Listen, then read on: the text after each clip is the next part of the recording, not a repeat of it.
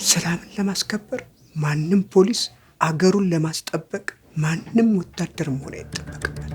አሰልጥኑን አስታጥቁን ወደፊት ታላቁ ገበያ አይኔ ተሰበረ ሞሊያ መጥረጊያ ወይ ቁረሌው ባጥንታቸው ማቆመን አንሰጥማናት። የዛሬ ጀግንነት ግን ከሌላው ዓለም የተሻለን ህብረተሰብ ፈጥረን መኖር ነው። አገራችን ለኛ ምን አደረገች? ይሄ ልጅ በዚህ ሁኔታ ካደገ ኢትዮጵያን ሽጥልን አይሉን ያሻል። ማን ነው ምንድክ? የናንተ መምህርነት ምኑ ላይ ነው? አስተማሩ በርበሬ ማለት ቆይ እናንተ ማናችሁስ ቢሏችሁ ማንን ትላላችሁ? ስለማይመለከትን ስናወራ የሚመለከትን ነገር እየገደለ